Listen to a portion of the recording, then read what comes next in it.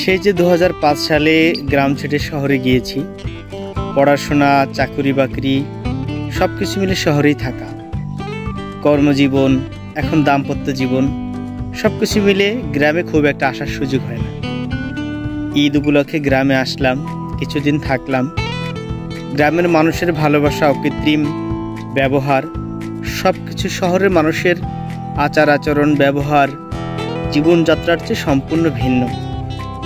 আমি গ্রামের ছেলে, গ্রামেই বেড়ে উঠেছি, তাই এই কথাগুলো কখনই বুঝতে পারতাম না যদি না শহরে থাকার অভিজ্ঞতা হতো আমার।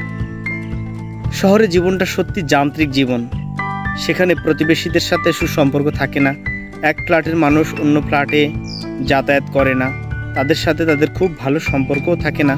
কিন্তু এই গ্রামের দেখেন, এই যে আমাদের বাড়িতে পাশের বাড়ির চাচিরা আসেন, আমার আম্মা পাশের বাড়িতে যান, পাশের বাড়ির ভাবিরা আমাদের বাড়িতে আসেন, গল্প করেন আমার মায়ের সাথে, পান খেয়ে যান, অথবা কত ধরনের গল্প করেন। দেখলেই এক গাল হেসে জিজ্ঞেস করেন, বাবা কবে এসেছিস, কবে আবার চলে যাবি কিনা, বা এখন কি করিস।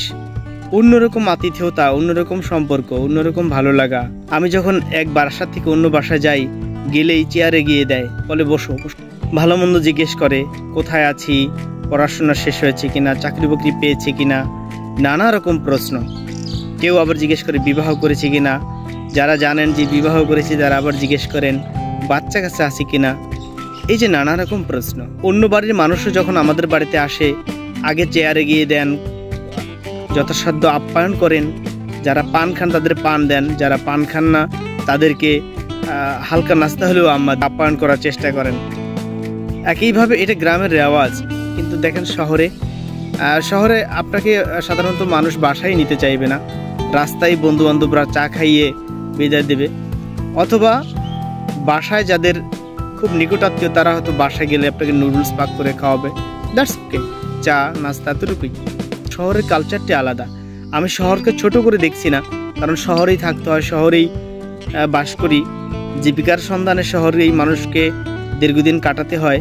কিন্তু গ্রাম আর শহর এই দুই জায়গার সংস্কৃতি, আচার আচরণ, জীবনযাত্রা সম্পূর্ণ আলাদা।